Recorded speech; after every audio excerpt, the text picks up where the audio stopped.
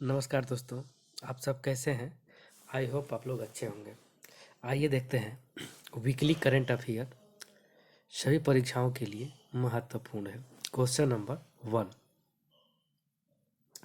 The economics intelligence unit के मुताबिक 2021 democracy index की वैश्विक रैंकिंग भारत कौन से स्थान पर रहा है? 35वें स्थान पर, 42वें स्थान पर, 46वें स्थान पर, 98वें स्थान पर। इसका राइट आंसर हो जाएगा ऑप्शन नंबर सी, 46वें स्थान पर। आइए देखते हैं notes. The economist intelligence unit के मुताबिक 2021 डेमोक्रेसी इंडेक्स की वैश्विक रैंकिंग भारत 46वें स्थान पर रहा, जबकि नॉर्वे इकोनॉमिक्स इंटेलिजेंस द्वारा डेमोक्रेसी इंडेक्स 2021 में पहले स्थान पर रहा। इस रैंकिंग में न्यूजीलैंड दूसरे और फिनलैंड तीसरे स्थान पर रहा है। Next question, question number 2। निम्न में से किस देश ने हाल ही में कोआला को एक लुप्त प्राय प्रजाति के रूप में नामित किया है? जापान, चीन, अमेरिका, ऑस्ट्रेलिया। इसका राइट आंसर हो जाएगा ऑप्शन नंबर डी, ऑस्ट्रेलिया। आइए देखते हैं नोट्स। ऑस्ट्रेलिया ने हाल ही में कोआला को एक लुप्त प्राय प्रजाति के रूप में नामित किया है। ऑस्ट्रेलिया के क्वींसलैंड, न्यू साउथ वेल्स और ऑस्ट्रेलियाई राजधानी क्षेत्र में इस प्रजाति को 10 साल पहले कमजोर के रूप में वर्गीकृत किया था, जिससे अब इस प्रजाति की सुरक्षा बढ़ाई जाएगी। Next question number 3। न्यायमूर्ति मुनीश्वरन नाथ भंडारी को हाल ही में किस उच्च न्यायालय का मुख्य न्यायाधीश नियुक्त किया गया है? दिल्ली उच्च न्यायालय का, राजस्थान उच्च न्यायालय का, पुणे उच्च न्यायालय का, मद्रास उच्च न्यायालय का। इसका राइट आंसर हो जाएगा ऑप्शन नंबर डी, मद्रास उच्च न्यायालय का। आइए देखते हैं नोट्स। पिछले वर्ष नवंबर में न्यायमूर्ति संजीव बनर्जी ने के मेघालय उच्च न्यायालय में स्थानांतरण होने के बाद ही में न्यायमूर्ति मुनीश्वर नाथ भंडारी को मद्रास उच्च न्यायालय का मुख्य न्यायाधीश नियुक्त किया गया है। साथ ही उड़ीसा और मध्य प्रदेश उच्च न्यायालयों में 3-3 अधिवक्ता नियुक्त किए गए हैं। Next question, question number 4। वरिष्ठ अधिकारी एक किशोर को हाल ही में किस आयोग का अध्यक्ष नियुक्त किया गया है? नीति आयोग, योजना आयोग, शिक्षा आयोग, कर्मचारी चयन आयोग। इसका राइट आंसर हो जाएगा ऑप्शन नंबर डी, कर्मचारी चयन आयोग। आइए देखते हैं नोट्स। कार्मिक एवं प्रशिक्षण विभाग डीओपीटी की ओर से जारी आदेश के मुताबिक वरिष्ठ अधिकारी एस किशोर को हाल ही में कर्मचारी चयन आयोग का अध्यक्ष नियुक्त किया गया है। वे अभी वाणिज्य और उद्योग मंत्रालय के वाणिज्य विभाग के विशेष सचिव के रूप में कार्यरत हैं। Next question, question number 5। निम्न में से किस बैंक ने हाल ही में 5 ऑनलाइन पाठ्यक्रम शुरू करने के लिए एनएसई अकादमी के साथ समझौता किया है? Bank of Baroda, Canara bank, NABARD bank, भारतीय स्टेट बैंक। इसका राइट आंसर हो जाएगा ऑप्शन नंबर डी, भारतीय स्टेट बैंक। आइए देखते हैं नोट्स। भारतीय स्टेट बैंक ने हाल ही में वित्तीय साक्षरता को एक आवश्यक जीवन कौशल के रूप में बढ़ावा देने के उद्देश्य से हाल ही में 5 ऑनलाइन पाठ्यक्रम शुरू करने के लिए एनएसई अकादमी के साथ समझौता किया है। यह पाठ्यक्रम शिक्षार्थियों को बैंकिंग, अनुपालन, उधार मापदंडों और कई अन्य विषयों के मूल सिद्धांतों की गहरी समझ रखने में सक्षम बनाता है। Next question, question number 6। केंद्र सरकार ने हाल ही में किस वर्ष तक कृषि क्षेत्र में डीजल को अक्षय ऊर्जा से बदलने का लक्ष्य रखा है? 2022, 2023, 2024, 2025। इसका राइट आंसर हो जाएगा ऑप्शन नंबर सी, 2024 तक। आइए देखते हैं नोट्स। केंद्र सरकार ने हाल ही में वर्ष 2024 तक कृषि क्षेत्र में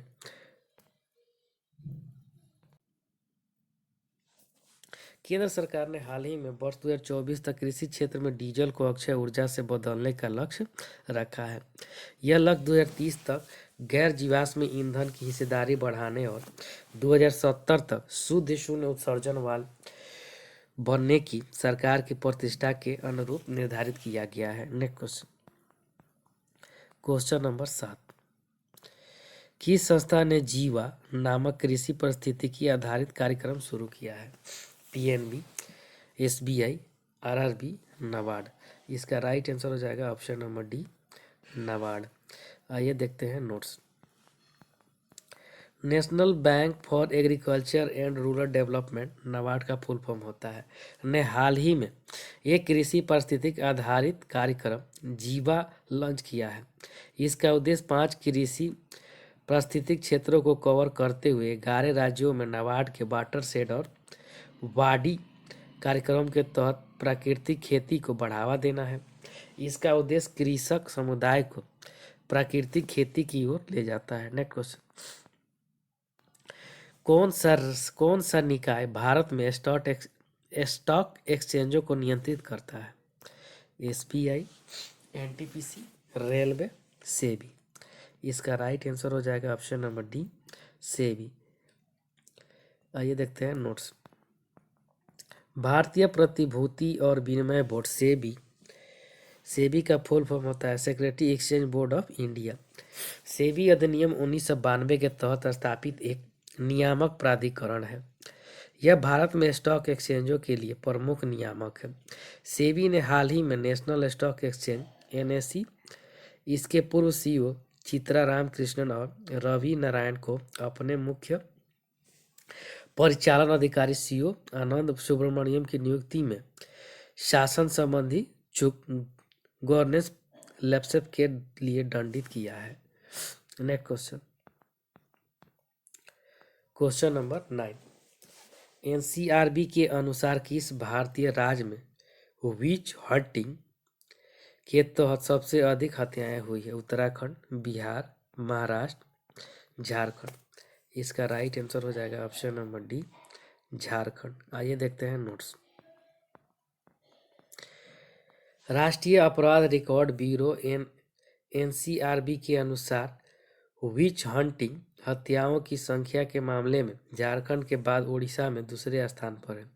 ओडिशा राज्य महिला आयोग ने हाल ही में Odisha prevention of which hunting act 2013 में कड़े प्रावधानों की मांग की है।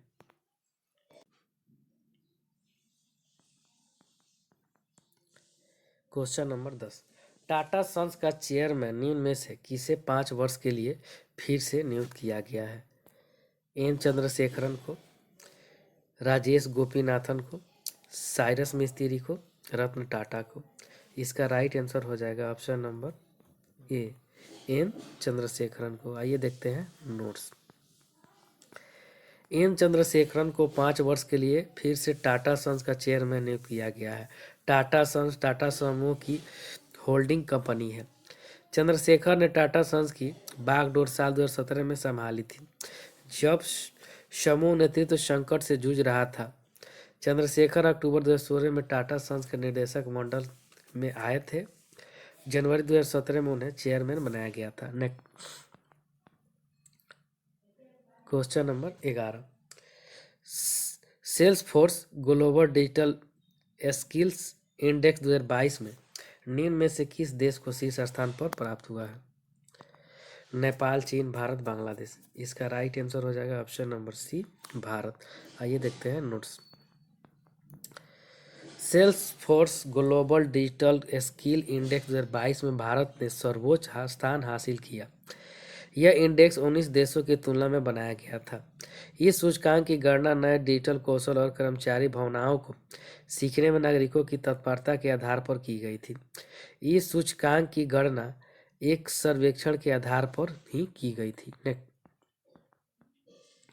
क्वेश्चन नंबर 12, मद्रास उच्च न्यायालय के नए न्यायाधीश के रूप में किसे नियुक्त किया गया है?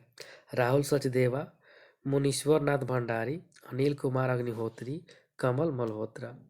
इसका राइट आंसर हो जाएगा ऑप्शन नंबर बी, मुनीश्वर नाथ भंडारी को। आइए देखते हैं नोट्स। कानून मंत्रालय के अनुसार न्यायमूर्ति मुनीश्वर नाथ भंडारी को मद्रास उच्च न्यायालय का मुख्य न्यायाधीश नियुक्त किया गया है। न्यायमूर्ति भंडारी ने पिछले साल नवंबर में न्यायमूर्ति संजीव बनर्जी के मेघालय उच्च न्यायालय में स्थान के बाद मद्रास उच्च न्यायालय के कार्यवाहक मुख्य न्यायाधीश के रूप में पदभार संभाला है। Next question, question number 13, HIV virus की खोज करने वाले किस नोबेल विजेता बायोलॉजिस्ट का 89 वर्ष की उम्र में निधन हो गया है?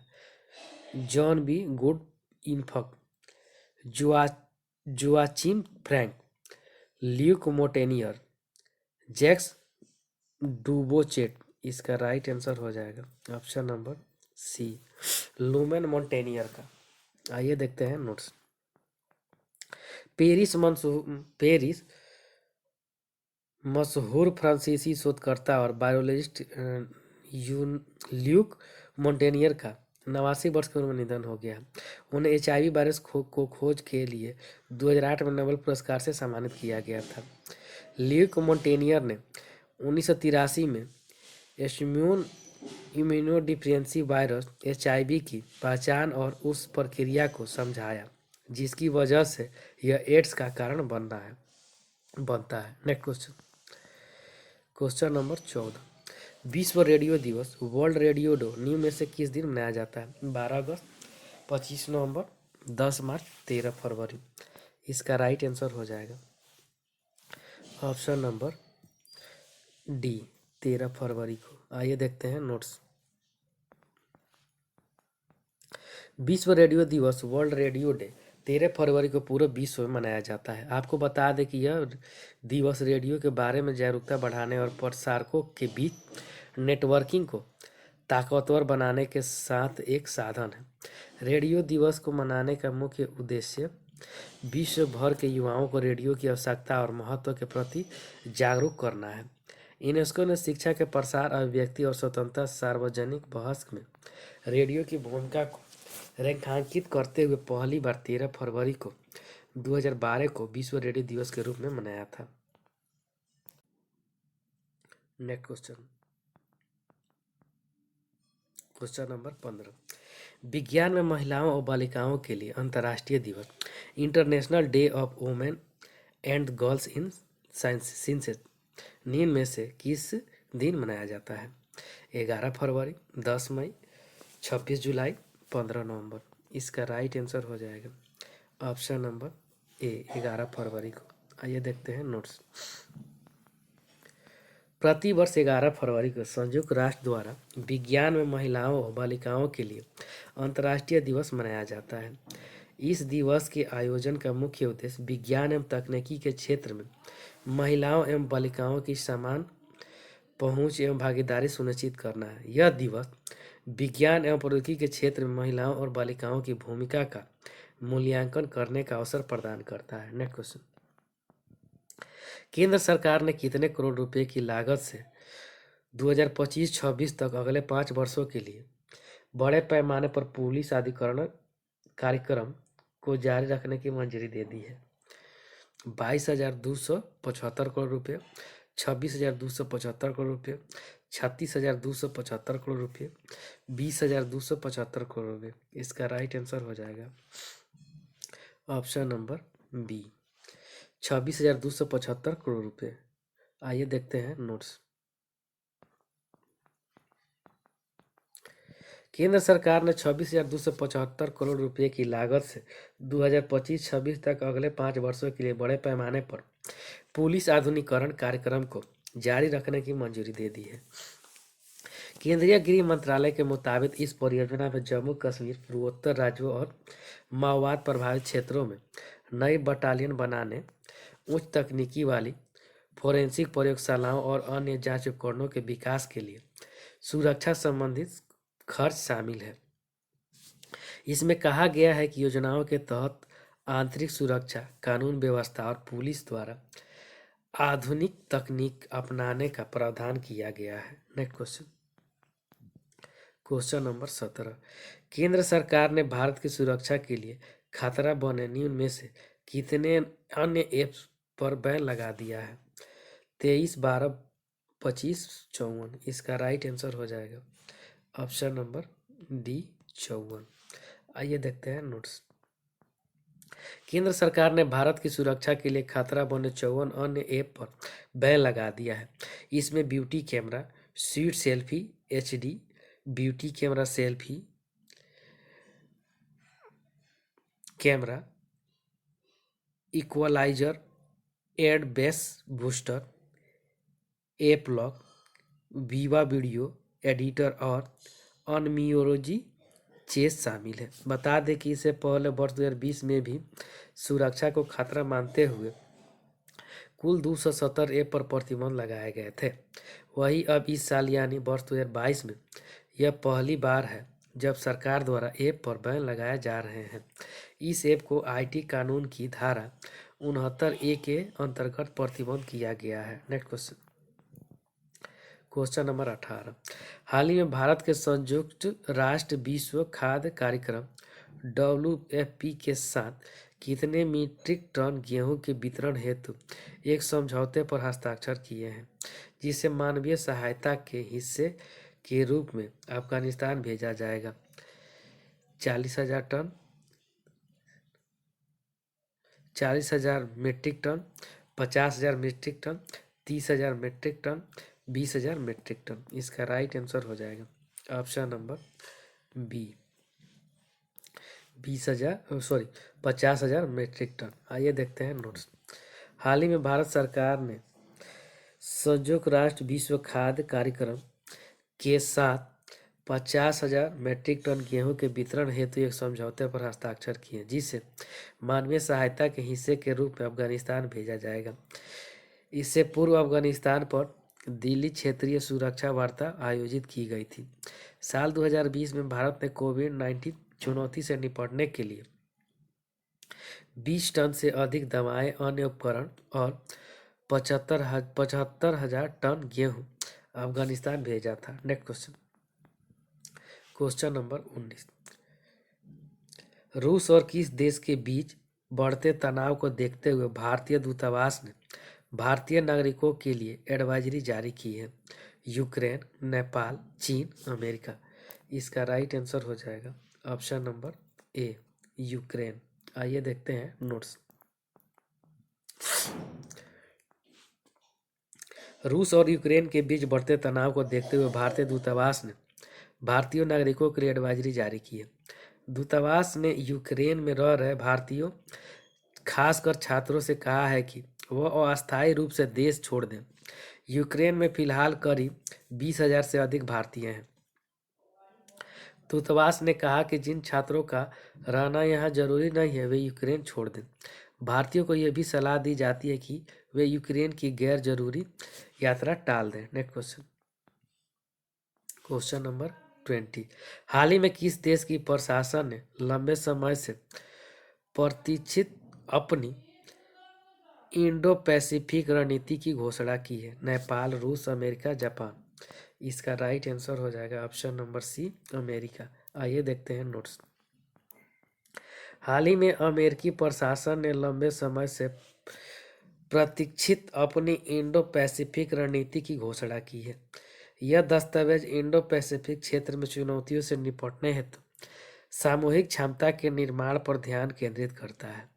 इससे पहले यूरोपीय संघ ने घोषणा की थी कि वह इस क्षेत्र की स्थिरता, सुरक्षा, समृद्धि एवं सतत विकास में योगदान देने के उद्देश्य से हिंद प्रशांत में अपने रणनीतिक फोकस, उपस्थिति एवं कार्यों को सुदृढ़ करेगा। नेक्स्ट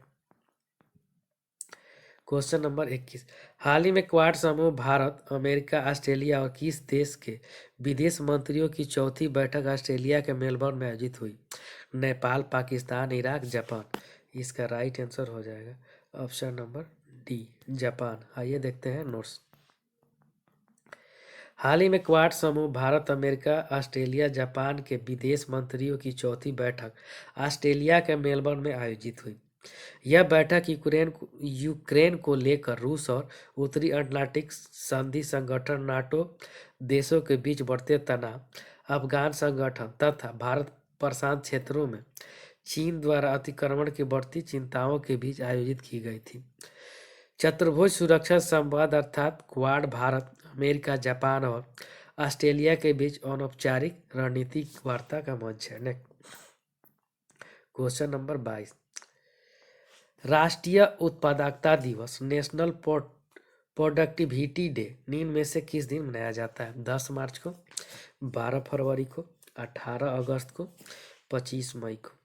इसका राइट आंसर हो जाएगा ऑप्शन नंबर बी, 12 फरवरी को। आइए देखते हैं नोट्स। भारत में हर साल 12 फरवरी को राष्ट्रीय उपभोक्ता दिवस मनाया जाता है।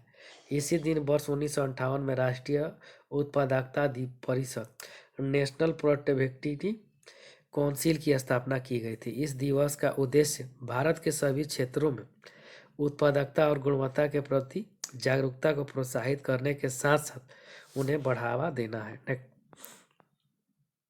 हाल ही में किस देश ने आधिकारिक तौर पर कोआला को लुप्तप्राय प्रजाति के रूप में घोषित किया है? नेपाल, भारत, रूस, ऑस्ट्रेलिया। इसका राइट आंसर हो जाएगा ऑप्शन नंबर डी, ऑस्ट्रेलिया। आइए देखते हैं नोट्स। हाल ही में ऑस्ट्रेलिया ने आधिकारिक तौर पर कोआला को लुप्तप्राय प्रजाति के रूप में घोषित किया। ऑस्ट्रेलिया की कोआला की आबादी को दशकों से अधिक समय से विलुप्त होने की राह पर है। कोआला के लिए लुप्तप्राय स्टेटस का अर्थ है कि उन्हें और उनके वन आवास को ऑस्ट्रेलिया के राष्ट्रीय पर्यावरण कानून के तहत अधिक सुरक्षा प्रदान की जाएगी। नेक्स्ट क्वेश्चन, क्वेश्चन नंबर 24, हाल ही में प्रकाशित एक शोध से पता चला है कि असम का किस राष्ट्रीय उद्यान जितना कार्बन अवशोषित करता है उससे कहीं अधिक कार्बन उत्सर्जित कर रहा है? काजीरंगा राष्ट्रीय उद्यान, ओरंग राष्ट्रीय उद्यान, मानस राष्ट्रीय उद्यान, डिब्रू सेखोवा राष्ट्रीय उद्यान। इसका राइट आंसर हो जाएगा ऑप्शन नंबर ए, काजीरंगा राष्ट्रीय उद्यान। आइए देखते हैं नोट्स। हाल ही में प्रकाशित एक शोध से पता चला है कि असम काजीरंगा राष्ट्रीय उद्यान जितना कार्बन अवशोषित करता है उससे कहीं अधिक कार्बन उत्सर्जित कर रहा है। इस शोध के अनुसार जैसे जैसे पृथ्वी गर्म होगी काजीरंगा राष्ट्रीय उद्यान की कार्बन अवशोषित करने की क्षमता और कम होती जाएगी। इससे पहले यह पाया गया था कि अमेजन वर्षा वन कार्बन अवशोषित करने की तुलना में अधिक कार्बन डाइऑक्साइड उत्सर्जित कर रहा है। नेक्स्ट क्वेश्चन, क्वेश्चन नंबर 25, वित्त मंत्रालय ने हाल ही में कृषि अवसंरचना विकास उपकरण को 7.5% से घटाकर कितने प्रतिशत करने की घोषणा की है? 3%, 4%, 5%, 7%। इसका right answer option number C, 5%। आइए देखते हैं नोट्स। वित्त मंत्रालय ने हाल ही में कृषि अवसंरचना विकास उपकरण को 7.5% से घटाकर 5% करने की घोषणा की। इससे कच्चे पाम तेल के आयात पर प्रभावी शुल्क 8.25% से घटकर 5.5% रह गया। इस फैसले के संदर्भ में खाद्य मंत्रालय ने एक बयान में कहा कि कच्चे पाम तेल पर कृषि उपकरण घटाए जाने से उपभोक्ताओं को राहत मिलेगी और घरेलू स्तर पर खाद्य तेलों की कीमतों में काबू रखने में मदद मिलेगी। Next question, question number 26, Medaram जातरा भारत के किस राज्य में मनाया जाने वाला मेला है? गुजरात, दिल्ली, झारखंड, तेलंगाना। इसका राइट आंसर हो जाएगा ऑप्शन नंबर डी, तेलंगाना। आइए देखते हैं नोट्स। कुंभ मेले के बाद तेलंगाना के कोया आदिवासी समुदाय कोया ट्राइबल कम्युनिटी द्वारा 4 दिनों के लिए मनाई जाने वाली मेदाराम जातरा भारत का दूसरा सबसे बड़ा मेला है। जनजातीय मामलों के मंत्रालय ने मेदाराम जातरा 2022 से संबंधित विभिन्न गतिविधियों के लिए 2.26 करोड़ मंजूर किए हैं। वर्तमान में यह त्यौहार कोया जनजाति द्वारा जनजातीय कल्याण विभाग तेलंगाना के सहयोग से द्विवार्षिक रूप से मनाया जाता है। क्वेश्चन नंबर 27, टर्किश एयरलाइंस के पूर्व अध्यक्ष इल्कर आयसी को किस भारतीय एयरलाइंस के एमडी और सीईओ के रूप में नियुक्त किया गया है? Air force, Indigo, airlines, air India. इसका राइट आंसर हो जाएगा option number D, air India. आइए देखते हैं नोट्स। टाटा समूह के टर्किश एयरलाइंस के पूर्व अध्यक्ष इल्कर आईसी को एयर इंडिया का प्रबंधक निर्देशक और सीईओ नियुक्त किया गया है। Next question. किस केंद्रीय मंत्रालय ने आज़ादी के अमृत महोत्सव के एक भाग के रूप में न्यू फ्रंटियर्स कार्यक्रम शुरू किया है? खनन मंत्रालय, कोयला मंत्रालय, पेट्रोलियम मंत्रालय, नवीन और नवीकरणीय ऊर्जा मंत्रालय। इसका राइट आंसर हो जाएगा ऑप्शन नंबर डी, नवीन और नवीकरणीय ऊर्जा मंत्रालय द्वारा। आइए देखते हैं नोट्स। नवीन और नवीकरणीय ऊर्जा मंत्रालय अक्षय ऊर्जा का 3 दिवसीय कार्यक्रम न्यू फ्रंटियर्स आयोजित कर रहा है। यह आज़ादी के अमृत महोत्सव समारोह के एक भाग के रूप में आयोजित किया गया है। 2070 तक शुद्ध शून्य कार्बन उत्सर्जन प्राप्त करने का रोड मैप पर एक विस्तार मंचन बैठक आयोजित की जाएगी। Next question. बजरी का कानूनी रूप से खनन किस राज्य में शुरू किया गया है? उड़ीसा, दिल्ली, गुजरात, राजस्थान। इसका राइट आंसर हो जाएगा ऑप्शन नंबर डी, राजस्थान में। आइए देखते हैं नोट्स। 60 खनन क्षेत्रों को पर्यावरण मंजूरी जारी की गई है और राजस्थान में बजरी का कानूनी खनन शुरू किया गया है। 4 साल पहले सुप्रीम कोर्ट ने एक वैज्ञानिक पुनः पूर्ति अध्ययन साइंटिफिक रिप्लेसमेंट स्टडी पूरा होने तक नदी के किनारों में रेत खनन गतिविधियों पर प्रतिबंध लगा दिया था। शीर्ष अदालत के बाद में अवैध रेत खनन के मुद्दे की जांच के लिए केंद्रीय अधिकार प्राप्त समिति नियुक्त की गई थी। Next question. Question number 30। राष्ट्रीय नदी लिंकिंग नीति नेशनल रिवर इंटरलिंकिंग पॉलिसी के तहत स्थापित पहला संस्था कौन सा है? गंगा नदी परियोजना, स्वर्ण रेखा नदी परियोजना, चंबल लिंक परियोजना, केन बेतवा लिंक परियोजना प्राधिकरण। इसका राइट आंसर हो जाएगा option number D, Ken Betwa link परियोजना प्राधिकरण। आइए देखते हैं नोट्स। केंद्र सरकार ने राष्ट्रीय नदी लिंकिंग नीति नेशनल रिवर इंटरलिंकिंग पॉलिसी के तहत पहल को लागू करने के लिए केन बेतवा लिंक परियोजना प्राधिकरण, Ken Betwa link project authority का गठन किया है। इस नीति ने उत्तर प्रदेश और मध्य प्रदेश के बीच फैले बुंदेलखंड क्षेत्र में लगभग 11 लाख हेक्टेयर भूमि को सिंचित करने का प्रयास किया जाएगा। KBLPA का नेतृत्व भारत सरकार के अतिरिक्त सचिव के स्तर पर एक सीईओ द्वारा किया जाएगा और 5 अतिरिक्त सीईओ द्वारा सहायता प्रदान की जाएगी। Next question. Question number 31। किस सिंगर कंपोजर का हाल ही में 59 साल की उम्र में मुंबई के एक अस्पताल में निधन हो गया है? बप्पी लाहिड़ी, विशाल मिश्रा, राहुल सिंपली गुंज, अनूप जलोटा। इसका राइट आंसर हो जाएगा ऑप्शन नंबर ए, बप्पी लाहिड़ी का। आइए देखते हैं नोट्स। मशहूर गायक बप्पी लाहिड़ी का 15 फरवरी 2022 को निधन हो गया है। वे 69 वर्ष के थे। जुहू के क्रिटी केयर अस्पताल में भर्ती थे।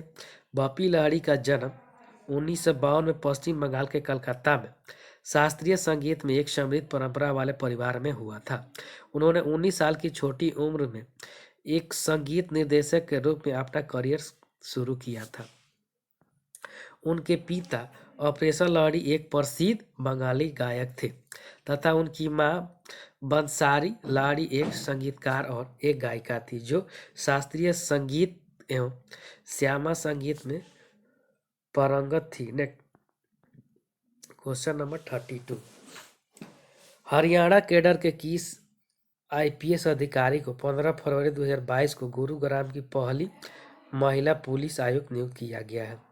सोनिया नारंग, कला रामचंद्रन, मीरा बोरवणकर, अर्चना रामासुंदरम। इसका राइट आंसर हो जाएगा ऑप्शन नंबर बी, कला रामचंद्रन का। आइए देखते हैं नोट्स। हरियाणा कैडर के IPS अधिकारी IPS कला रामचंद्रन को 15 फरवरी 2022 को गुरुग्राम की पहली महिला पुलिस आयुक्त first women police commissioner Gurugram नियुक्त किया गया है। आईपीएस ऑफिसर कला रामचंद्रन ने के राव का स्थान लिया है। आईपीएस ऑफिसर कला रामचंद्रन रेवाड़ी, फतेहाबाद और पंचकूला की पुलिस अधीक्षक रह चुकी हैं। आईपीएस अधिकारी कला रामचंद्रन केंद्र में प्रतिनियुक्ति पर रहने के दौरान इंटेलिजेंस ब्यूरो आईबी में तैनात रह चुकी हैं। इसके साथ ही उत्तरी पूर्वी पुलिस एकेडमी मेघालय में तैनात रह चुकी हैं। क्वेश्चन नंबर 33, जनजातीय कार्य मंत्रालय द्वारा मेघराम यात्रा त्योहार 2022 एक जनजातीय संस्कृति उत्सव के लिए कितने करोड़ रुपए का बजट आवंटित किया गया है? 1.26 करोड़ रुपए, 3.26 करोड़ रुपए, 2.26 करोड़ रुपए, 4.26 करोड़ रुपए। इसका राइट आंसर हो जाएगा ऑप्शन नंबर सी, 2.26 करोड़ रुपए। आइए देखते हैं नोट्स। जनजातीय कार्य मंत्रालय द्वारा मेघराम यात्रा त्योहार 2022 और जनजातीय संस्कृति उत्सव के लिए 2.26 करोड़ रुपये का बजट आवंटित किया गया है। तेलंगाना के दूसरे सबसे बड़े जनजातीय समुदाय कोया जनजाति द्वारा 4 दिनों तक मनाए जाने वाले कुंभ मेले के बाद मेघराम यात्रा भारत का दूसरा सबसे बड़ा मेला है। मेघराम यात्रा को शमका सरलम्मा यात्रा के नाम से भी जाना जाता है। नेक्स्ट क्वेश्चन, हाल ही में किस देश में लस्सा बुखार से पीड़ित 3 व्यक्तियों की मृत्यु हो गई है? ब्रिटेन, चीन, नेपाल, जापान। इसका राइट आंसर हो जाएगा ऑप्शन नंबर ए, ब्रिटेन। आइए देखते हैं नोट्स। हाल ही में ब्रिटेन में लस्सा बुखार से पीड़ित 3 व्यक्तियों की मृत्यु हो गई। इस मामलों को पश्चिम अफ्रीका देशों की यात्रा से जोड़ा गया है। लस्सा बुखार पैदा करने वाला वायरस पश्चिम अफ्रीका में पाया जाता है और पहली बार इसे साल 1969 में नाइजीरिया के लासा में खोजा गया था। यह बुखार चूहों द्वारा फैलता है तथा मुख्य रूप से सिएरा लियोन, लाइब्रेरिया, गिनी और नाइजीरिया सहित पश्चिम अफ्रीका देशों में पाया जाता है, जहां यह लस्सा बुखार स्थानिक है। Question number 35, Frank Walter Steinmeier को हाल ही में किस देश के राष्ट्रपति के रूप में दूसरे कार्यकाल हेतु चुना गया है? बांग्लादेश, चीन, जर्मनी, जापान। इसका राइट आंसर हो जाएगा ऑप्शन नंबर सी, जर्मनी। आइए देखते हैं नोट्स। फ्रैंक वाल्टर स्टीनमीयर को हाल ही में जर्मनी के राष्ट्रपति के रूप में दूसरे कार्यकाल हेतु चुना गया है। ज्ञात हो कि जर्मनी राष्ट्रपति के पास काफ़ी कम कार्यकारी शक्तियाँ होती है और ये दैनिक राजनीतिक से इतर नैतिक अधिकार होते हैं। जर्मनी में राष्ट्रपति पद पर नियुक्त व्यक्ति का प्राथमिक कानूनी दायित्व विधेयक पर हस्ताक्षर करना और देश के अंदर या बाहर विभिन्न समारोहों में जर्मनी का प्रतिनिधित्व करना होता है। क्वेश्चन नंबर 36, हाल ही में भारत और किस देश ने घोषणा की है कि वे मार्च 2022 में एक अंतरिम व्यापार समझौता और उसके 12 से 18 महीने के पश्चात एक व्यापक आर्थिक सहयोग समझौता CESA करने हेतु तैयार है? Bhutan, Iraq, America, Australia. इसका राइट आंसर हो जाएगा ऑप्शन नंबर डी, ऑस्ट्रेलिया। आइए देखते हैं नोट्स। हाल ही में भारत और ऑस्ट्रेलिया ने घोषणा की है कि वे मार्च 2022 में एक अंतरिम व्यापार समझौता और उसके 12 से 18 महीने के पश्चात एक व्यापक आर्थिक सहयोग समझौता CEA करने हेतु तैयार है। यह समझौता दोनों देशों के हित के अधिकांश क्षेत्रों को कवर करेगा, जिसमें वस्तुएं, सेवाएं, सुरक्षा और फाइटोसैनिटरी उपाय और सीमा शुल्क प्रक्रियाएं शामिल हैं। Next question, question number 37। Question number 37, विश्व सतत विकास शिखर सम्मेलन 2022 की मेजबानी कौन सा देश कर रहा है? भारत, UK, फ्रांस, रूस। इसका राइट आंसर हो जाएगा ऑप्शन नंबर ए, भारत। आइए देखते हैं notes. The energy and resources institute TERI के वार्षिक कार्यक्रम 21वां विश्व सतत विकास शिखर सम्मेलन 2022 का आयोजन 16 से 18 फरवरी तक डिजिटल माध्यम से नई दिल्ली, भारत में आयोजित किया जा रहा है। विश्व सतत विकास शिखर सम्मेलन की विकासशील देश द्वारा आयोजित अपनी तरह का इकलौता आयोजन है। इसमें दुनिया भर से राजनीतिज्ञों, विज्ञान विशेषज्ञों, शोधकर्ताओं और शिक्षाविदों को आमंत्रित किया जाता है। Next question, question number 38। International monetary fund IMF ने मौजूदा वित्त वर्ष 2021-22 के लिए भारत के आर्थिक विकास के अनुमान को घटाकर निम्न में से कितने प्रतिशत कर दिया है? 10%, 8%, 5%, 9%। इसका राइट आंसर हो जाएगा ऑप्शन नंबर डी, 9%। आइए देखते हैं नोट्स। इंटरनेशनल मॉनेटरी फंड ने मौजूदा वित्त वर्ष 2021-22 के लिए भारत के आर्थिक विकास के अनुमान को घटाकर 9% कर दिया है। कोरोना वायरस के नए वेरिएंट ओमिक्रॉन के मामले पूरी दुनिया में तेजी के साथ बढ़ रहे हैं, जिसके चलते कई रेटिंग एजेंसियों ने अपने GDP ग्रोथ को अनुमान को घटाया है। IMF ने पिछले साल अक्टूबर में वित्त वर्ष 21-22 में भारत के लिए 9.5% GDP ग्रोथ के अनुमान का लगाया था। Next question, question number 39। केंद्रीय बजट 2022-23 में प्रधानमंत्री आवास योजना PMAY का परिव्यय कितना है? 2,000 करोड़ रुपये, 3,000 करोड़ रुपये, 4,000 करोड़ रुपये, 48,000 करोड़ रुपये। इसका राइट आंसर हो जाएगा ऑप्शन नंबर डी, 48,000 करोड़ रुपये। आइए देखते हैं नोट्स। वित्त मंत्री निर्मला सीतारमण ने 2022-23 के दौरान ग्रामीण और शहरी विकास क्षेत्रों में प्रधानमंत्री आवास योजना PMAY के तहत 80 लाख घरों को पूरा करने के लिए 48,000 करोड़ रुपये आवंटित किए हैं। हाल ही में आवास और शहरी मामलों के मंत्रालय ने 5 राज्यों आंध्र प्रदेश, छत्तीसगढ़, हिमाचल प्रदेश, कर्नाटक, राजस्थान में 60,000 से अधिक घरों के लिए परियोजना प्रस्तावों को मंजूरी दी है। नेक्स्ट क्वेश्चन, डार्क नेट बाजारों का मुकाबला करने के लिए समाधान खोजने के लिए किस संस्थान ने डाकथन 2022 पहल का आयोजन किया है? Bank, NTPC, RRB, narcotic control bureau. इसका राइट आंसर हो जाएगा option number D, narcotic control bureau. आइए देखते हैं notes. Narcotic control bureau NCB के डार्क नेट बाजारों का मुकाबला करने के लिए समाधान खोजने के लिए डार्क थाम 2022 का पहल आयोजन किया है। इस पहल का उद्देश्य छात्रों, युवाओं और तकनीकी विशेषज्ञों को डार्क नेट के माध्यम से मादक पदार्थों की तस्करी का मुकाबला करने के लिए प्रभावी समाधान खोजने के लिए शामिल करता है। NCB गृह मंत्रालय के तहत एक कानून प्रवर्तक और खुफिया एजेंसी है। Next question, question number 41। Bharat ने किस देश के साथ नवीन और नवीकरणीय ऊर्जा प्रौद्योगिकी पर एक LOI पर हस्ताक्षर किए हैं? Bharat, Ukraine, France, Australia. इसका राइट आंसर हो जाएगा ऑप्शन नंबर डी, ऑस्ट्रेलिया। आइए देखते हैं नोट्स।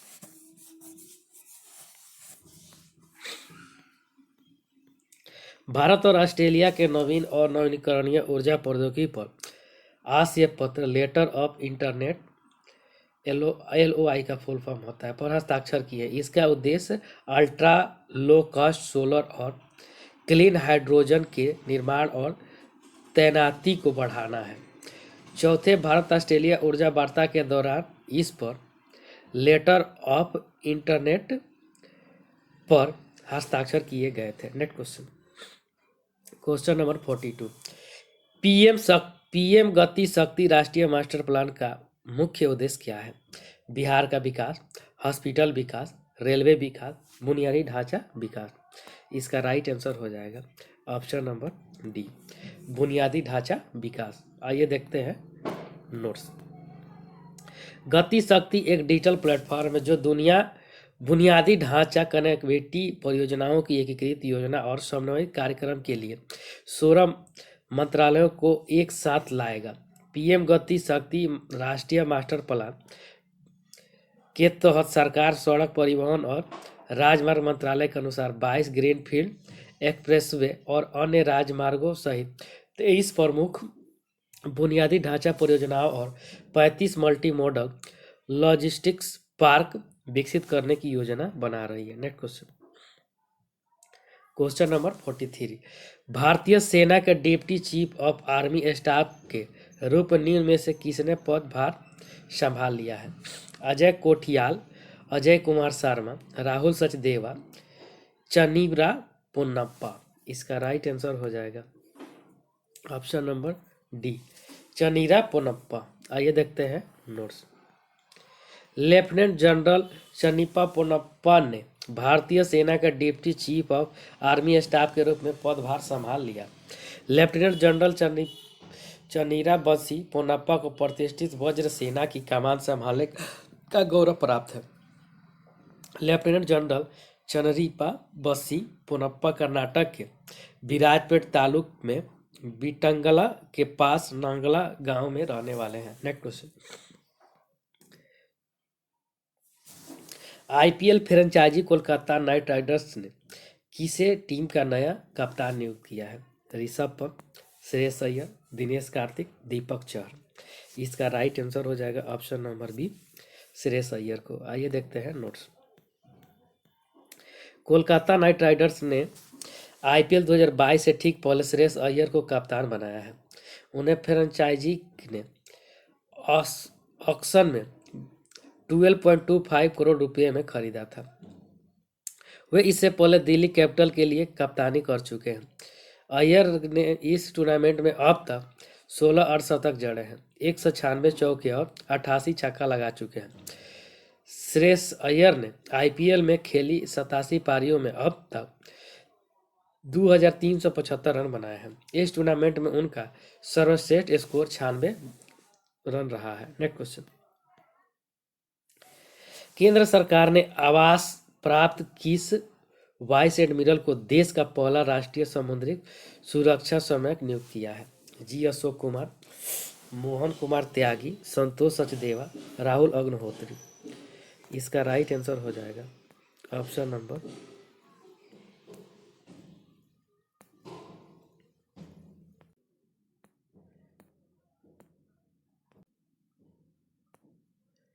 इसका राइट आंसर हो जाएगा ऑप्शन नंबर ए, जी अशोक कुमार को। आइए देखते हैं नोट्स।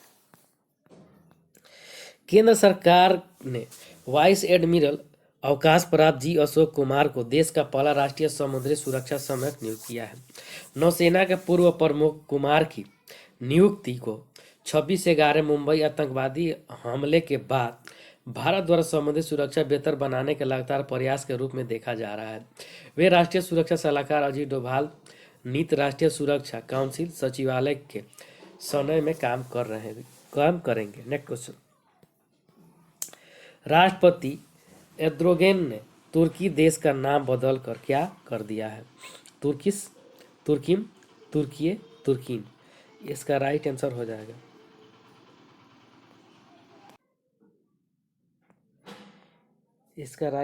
जाएगा ऑप्शन नंबर सी, तुर्कीए। आइए देखते हैं नोट्स। तुर्की के राष्ट्रपति रेचप तैयब एर्दोगन ने अपने देश तुर्की का नाम बदल दिया है।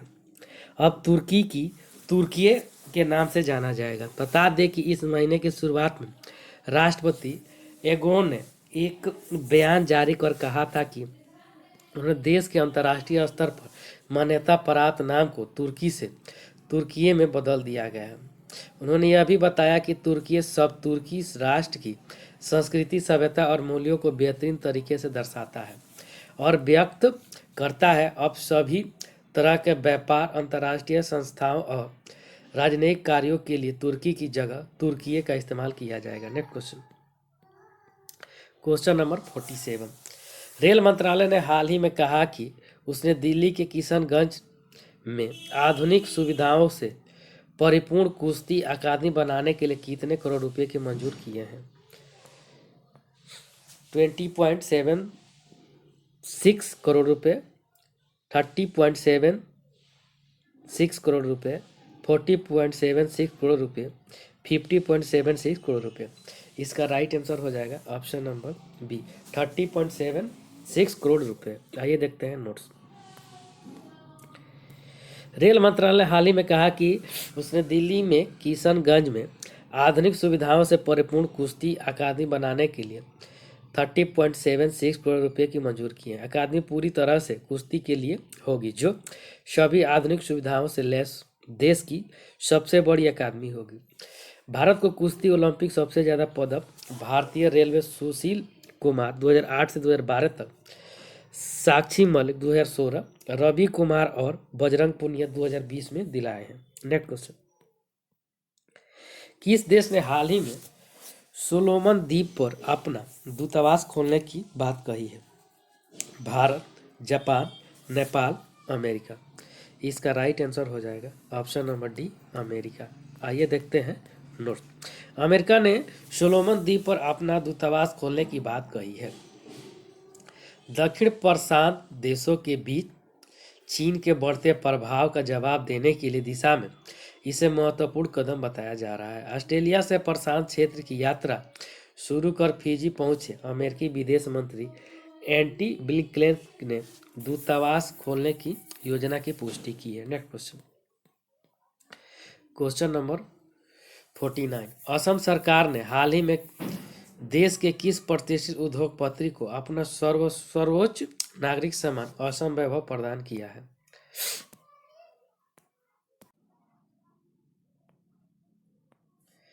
रतन टाटा, साइरस मिस्त्री, अनिल अंबानी, सुब्रत राय। इसका राइट आंसर हो जाएगा ऑप्शन नंबर ए, रतन टाटा को। आइए देखते हैं नोट्स।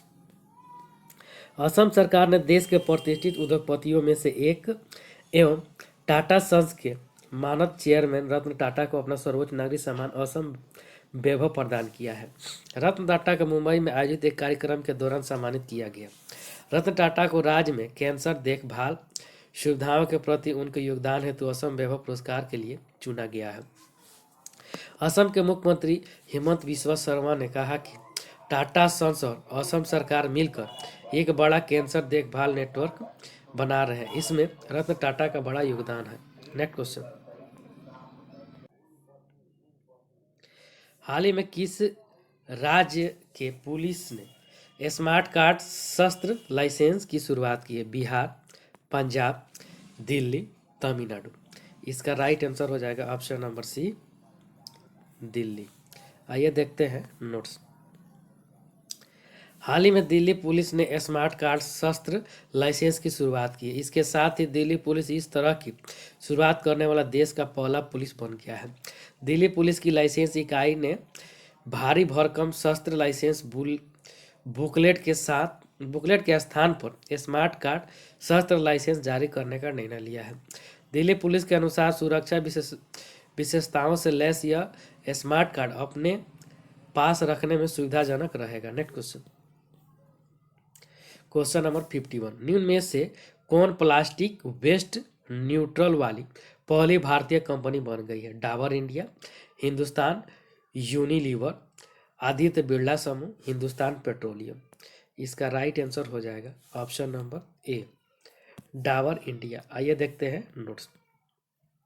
डाबर इंडिया पूरी तरह से प्लास्टिक वेस्ट न्यूट्रल बनने वाली पहली भारतीय कंज्यूमर गुड्स कंपनी बन गई है। इसने वित्त वर्ष 2021-22 के दौरान 27,000 metric ton post consumer plastic कचरे का संग्रह, प्रसंस्करण और पुनर्चक्रण करके ऐसा किया है। डाबर ने रिसाइकिलिंग के साथ अपने प्लास्टिक पैकेजिंग उपयोग को पार करने का मील का पत्थर हासिल किया है। प्लास्टिक कचरा प्रबंधन प्लास्टिक वेस्ट मैनेजमेंट नियम के तहत डाबर की प्लास्टिक कचरा प्रबंधन पहल 2017-18 में शुरू की गई थी। Next question, question number 52, Maharashtra सरकार ने कैंसर की रोकथाम के लिए किस योजना को शुरू किया है? Mail express, Himmat express, hope express, Naman express. इसका राइट आंसर हो जाएगा option number C, hope express. आइए देखते हैं नोट्स। महाराष्ट्र के स्वास्थ्य मंत्री राजेश टोपे ने घोषणा की है कि राज्य में कैंसर की रोकथाम के लिए होप एक्सप्रेस की शुरुआत की जाएगी। यह भारत में पहली ऐसी मशीन है। वह कोल्हापुर के एक निजी अस्पताल में आधुनिक मोजेक 3D विकिरण मशीन के शुभारंभ के अवसर पर बोल रहे थे। राज्य के स्वास्थ्य मंत्री ने जिला योजना के माध्यम से राज्य के हर जिलों में होप एक्सप्रेस शुरू करने की पहल करने का भी वादा किया है। Next question, question number 53। Supreme court ने हरियाणा में स्थानीय उम्मीदवारों के लिए प्राइवेट सेक्टर की नौकरियों में कितने फीसदी आरक्षण प्रदान करने का हरियाणा सरकार के कानून पर रोक लगाने वाले पंजाब और हरियाणा कोर्ट के आदेश को रद्द कर दिया है। 55%, 75%, 85%, उसके बाद 45%। इसका राइट आंसर हो जाएगा ऑप्शन नंबर बी 75%। आइए देखते हैं नोट्स। सुप्रीम कोर्ट ने हरियाणा में स्थानीय उम्मीदवारों के लिए प्राइवेट सेक्टर की नौकरियों में 75% आरक्षण प्रदान करने का हरियाणा सरकार के कानून पर रोक लगाने वाले पंजाब और हरियाणा हाईकोर्ट के आदेश को रद्द कर दिया है। सुप्रीम कोर्ट ने हाईकोर्ट को 1 महीने के भीतर इस मुद्दे पर फैसला करने के लिए कहा और राज्य सरकार को फिलहाल नियोक्ता के खिलाफ कोई कठोर कदम नहीं उठाने का निर्देश दिया है। Next question, question number 54। भारतीय नौसेना ने अपने युद्धपोत INS विशाखापट्टनम से 18 फरवरी 2022 को समुद्र में किस सुपरसोनिक क्रूज मिसाइल का सफल परीक्षण किया है? ब्रह्मोस मिसाइल, प्रलय मिसाइल, प्रहार मिसाइल, अग्नि मिसाइल। इसका राइट आंसर हो जाएगा ऑप्शन नंबर ए ब्रह्मोस मिसाइल। आइए देखते हैं नोट्स। भारतीय नौसेना ने अपने युद्धपोत INS विशाखापट्टनम से 18 फरवरी 2022 को समुद्र में ब्रह्मोस सुपरसोनिक क्रूज मिसाइल का सफल परीक्षण किया है। ब्रह्मोस भारतीय नौसेना के युद्धपोतों का मुख्य हथियार प्रणाली है और इसे इसके लगभग सभी सतही प्लेटफॉर्म पर तैनात किया गया है। ब्रह्मोस मिसाइल कई खूबियों से लैस है। यह मिसाइल 400 किलोमीटर तक का लक्ष्य भेद में सक्षम। इसे भारत तथा रूस के संयुक्त प्रयास से विकसित किया गया है। Next question, question number 55। किस IIT संस्था के शोधकर्ताओं ने ओरिगामी मेटामेटेरियल्स नामक एक नई प्रजाति विकसित की है? IIT Mumbai, IIT Madras, IIT Kanpur, IIT Delhi. इसका राइट आंसर हो जाएगा इसका राइट आंसर हो जाएगा option number B IIT Madras. आइए देखते हैं नोट्स। भारतीय प्रौद्योगिकी संस्था मद्रास के शोधकर्ताओं ने ओरिगामी मेटामेटेरियल्स नामक एक नई सामग्री विकसित की है जिसके कई महत्वपूर्ण उपयोग हो सकते हैं। शोधकर्ताओं ने ओरिगामी मेटेरियल्स की एक विशेष श्रेणी विकसित की है जो तनाव की स्थिति में भी पाइसन अनुपात का निरंतर मूल्य प्रदर्शित करती है। Next question, question number 56। हाल ही में रूस और विकसित देश के तनाव के बीच बाबुस्का बटालियन काफी चर्चा में रही है। चीन, जापान, यूक्रेन, नेपाल। इसका राइट आंसर हो जाएगा ऑप्शन नंबर सी यूक्रेन। आइए देखते हैं नोट्स। हाल ही में रूस यूक्रेन तनाव के बीच बाबुस्का बटालियन काफी चर्चा में रही है। साल 2014 में कंस्ट्रेटिस्कोवनोका और बाबुस्का वृद्ध महिलाएं की एक सेना संघर्ष शुरू होने के बाद से स्वेच्छा से कार्य कर रही हैं। इसके द्वारा युद्ध के लिए खाइयां खोदी गई है, चाल निर्मित किए गए तथा खाद्य आपूर्ति की गई, साथ ही चिकित्सा देखभाल की पेशकश की है और एक लुकआउट टावर बनाया है। Next question, question number 57। किस विश्वविद्यालय के शोधकर्ताओं ने एक ऐसा अणु विकसित किया है जो कोरोना वायरस स्पाइक प्रोटीन को निष्क्रिय कर सकता है? हेलसिंकी विश्वविद्यालय, दिल्ली विश्वविद्यालय, स्टैनफोर्ड विश्वविद्यालय, हार्वर्ड विश्वविद्यालय। इसका राइट आंसर हो जाएगा ऑप्शन नंबर ए हेलसिंकी विश्वविद्यालय। आइए देखते हैं नोट्स। हेलसिंकी विश्वविद्यालय के शोधकर्ताओं ने एक ऐसा अणु विकसित किया है जो कोरोना वायरस स्पाइक प्रोटीन को निष्क्रिय कर सकता है। यह कोरोना वायरस के खिलाफ प्रभावी अल्पकालीन सुरक्षा भी प्रदान करता है। Next question, question number 58। Cholendra Shamsher Rana किस देश के वर्तमान मुख्य न्यायाधीश है? भारत, चीन, भूटान, नेपाल। इसका राइट आंसर हो जाएगा ऑप्शन नंबर डी नेपाल का। आइए देखते हैं नोट्स। चोलेंद्र शमशेर राणा नेपाल के वर्तमान मुख्य न्यायाधीश है। उन्हें हाल ही में महाभियोग प्रक्रिया का सामना करना पड़ा। वे 7 साल में महाभियोग का सामना करने वाले देश के दूसरे मुख्य न्यायाधीश हैं। चीफ जस्टिस राणा को निलंबित कर दिया गया। उनके निलंबन के बाद नेपाल के सर्वोच्च न्यायालय के वरिष्ठतम न्यायाधीश दीपक कार्की ने उनका पद संभाला है। Next question, question number 59। 2022 में G20 की अध्यक्षता किस देश के पास है? भारत, चीन, भूटान, इंडोनेशिया। इसका राइट आंसर हो जाएगा ऑप्शन नंबर डी, इंडोनेशिया के पास है G20 शिखर का। ये देखते हैं नोट्स। इंडोनेशिया के पास 2022 में G20 की अध्यक्षता है। दूसरी G20 वित्त और सेंट्रल बैंक डेप्टीज की बैठक के एक विज्ञप्ति का मसौदा तैयार किया, जिसमें भविष्य के महामारियों से निपटने के लिए दीर्घकालिक आर्थिक सुरक्षा रणनीति शामिल है। इस वर्ष G20 की theme recover together recover stronger है। नेक्स्ट क्वेश्चन, दुनिया की पहली महिला किस प्रक्रिया से HIV से ठीक हुई? इनमें से कोई नहीं। खून ट्रांसफर से, सेल ट्रांसफर से, स्टेम सेल ट्रांसफर से। इसका राइट आंसर हो जाएगा option number D, stem cell transfer से, सॉरी स्टेम सेल ट्रांसप्लांट से। आइए देखते हैं नोट्स। कहा जाता है कि एक अमेरिका महिला HIV से ठीक होने वाली दुनिया की तीसरी व्यक्ति बन गई है। इस ठीक होने वाली पहली महिला भी वह एक ल्यूकेमिया रोगी है और उन्हें एड्स पैदा करने वाले वायरस के लिए प्राकृतिक प्रतिरोध वाले किसी व्यक्ति से स्टेम सेल प्रत्यारोपण प्राप्त हुआ है। थैंक यू फ्रेंड्स, अच्छा लगता है लाइक, सब्सक्राइब और शेयर जरूर करें। साथ में बेल आइकन का बटन दबाना नहीं भूलें।